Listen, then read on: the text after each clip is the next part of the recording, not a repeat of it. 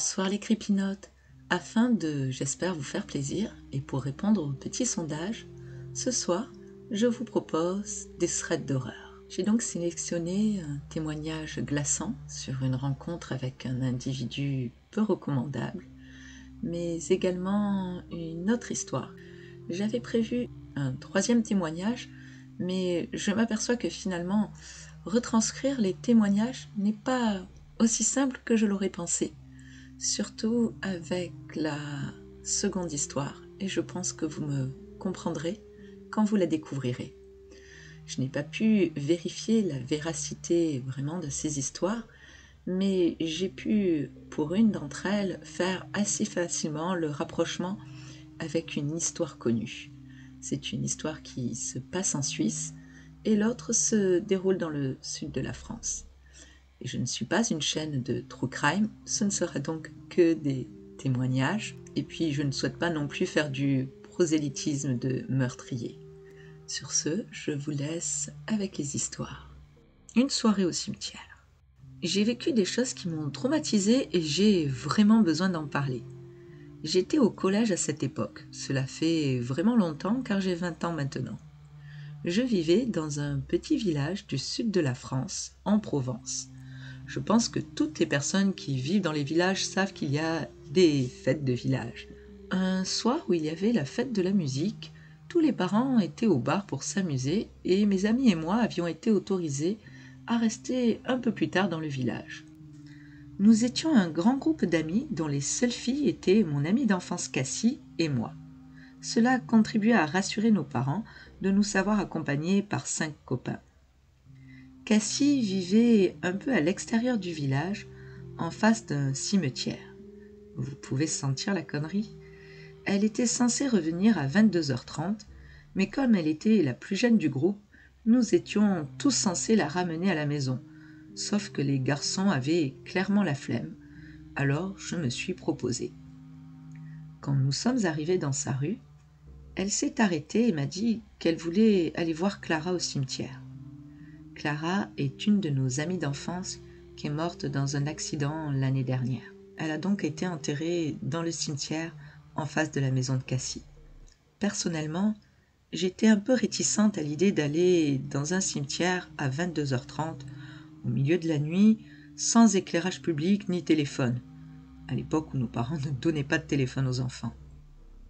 Elle m'a pris par les sentiments en me parlant de notre amie décédée et je l'ai suivie.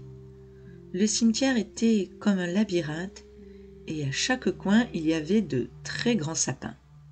Le portail était énorme pour entrer et très rouillé, donc il grinçait beaucoup.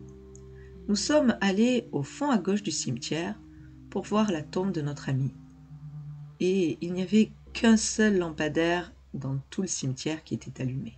Il faut dire également que derrière le cimetière, il y a une très grande forêt très sombre.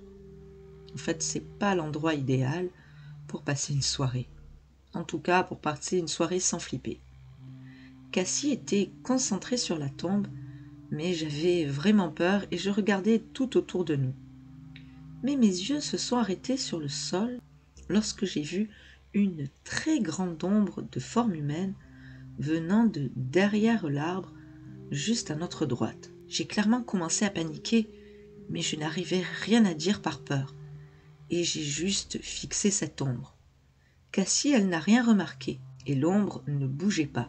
Nous ne pouvions clairement pas voir si quelqu'un se cachait ou non derrière l'arbre. La chose que je ne comprenais pas, c'était que si la personne était entrée après nous, nous l'aurions forcément entendu avec le grincement du portail.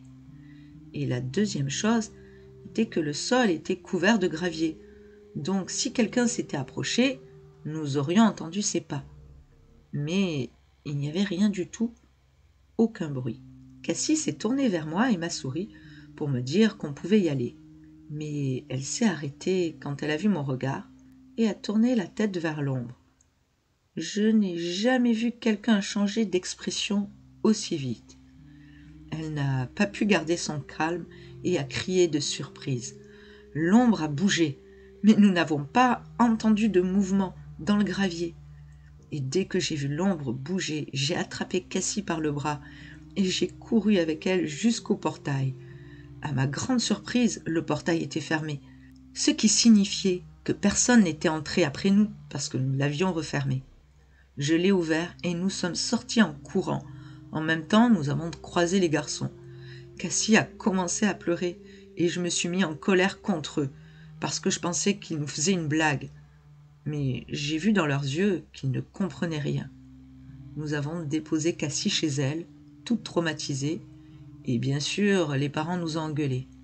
Sur le chemin du retour, j'ai tout expliqué aux garçons qui m'ont prise pour une folle. Ils m'ont évidemment pas cru. Arrivé chez moi, j'ai tout raconté à mes parents qui ont reconnu que les garçons étaient restés avec les adultes. Et bien sûr, ils ne m'ont pas cru. Alors bon, on savait que c'était pas les garçons, mais alors quoi? Depuis ce jour, je ne suis jamais retournée dans ce cimetière, et Cassie, elle, prétend que rien ne s'est passé. Mais je n'oublierai jamais cette ombre qui avait une forme humaine, et je me poserai toujours la question de savoir si c'était quelqu'un ou autre chose. Nous sommes donc au printemps, fin 80. Julien a alors 14 ans, et dans son village, les rumeurs vont bon train. Lui ne s'en préoccupe pas plus que ça, pourtant il sent bien que l'atmosphère est tendue. Les adultes discutent beaucoup, mais pas seulement. Les mises en garde habituelles, comme ne pas suivre un étranger, ont tendance à être martelées plus qu'à l'ordinaire. Certains sont plus précis, indiquant que tout pousse à croire qu'un sadique sévirait dans le coin. Julien écrit ceci. Ma mère insistait pour que je sois particulièrement prudent. Elle me disait qu'il y avait un sadique dans la région et qu'il était possible qu'il soit dans le coin et de ne jamais suivre un inconnu. Notre professeur principal nous mettait également en garde. Tous les mercredis, Julien devait aller à ses leçons de musique. Les cours étaient donnés dans un petit local situé à côté d'une usine, pas très loin de sa maison, ce qui fait qu'il y allait à pied. Pour s'y rendre, il suffisait d'emprunter la rue principale, puis de remonter un petit chemin de quelques dizaines de mètres.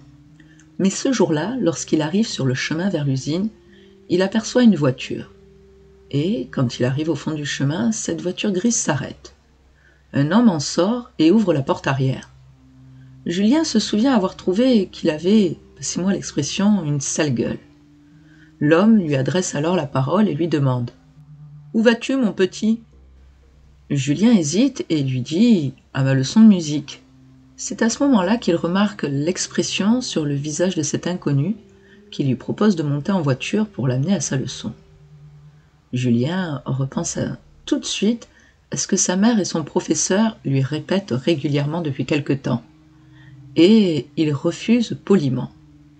Mais le mec reste là, immobile à le fixer. Toujours debout à côté de la voiture avec la portière arrière ouverte. Quelques secondes passent et l'homme lui repropose de monter. Mais Julien n'avance pas et voilà ce qu'il écrit. Il continue de me regarder, il reste là et me regarde. Puis il finit par me dire « Bon, comme tu veux, si tu veux pas, tant pis pour toi, c'est dommage. » Puis il remonte dans sa voiture, démarre et part aussitôt. J'ai trouvé ça bizarre car il est vraiment rare qu'une voiture s'arrête à cet endroit. Et son attitude était étrange. Et j'ai remarqué ça alors que je n'avais que 14 ans. Ce n'est qu'un peu plus tard qu'il se rendra compte de ce à quoi il a échappé. Le lendemain, un élève disparaît et il sera malheureusement retrouvé mort un peu plus tard, brûlé, dans la forêt. Le tueur avait tué de nombreux gamins et il courait toujours. Il s'est fait finalement attraper par la police grâce à une de ses victimes qu'il avait laissée pour morte. Aujourd'hui, il est encore en prison à vie. Julien finit en nous disant qu'en racontant cela 30 ans plus tard, il se rend compte de la chance qu'il a eue et qu'il a bien fait d'écouter sa mère et son professeur, car sinon il ne serait probablement pas là pour nous apporter son témoignage. Eh bien les amis, pour moi je trouve qu'il m'a été bien plus difficile de faire cet audio et de vous raconter ces témoignages que de faire mes crépis ordinaires. La réalité est si sombre, je trouve ça bien plus dérangeant et perturbant que les histoires fictives. Je ne pense pas pouvoir faire trop souvent de threads d'horreur. En tout cas, pas qui touchent des enfants. Voilà, ce sera tout pour ce soir.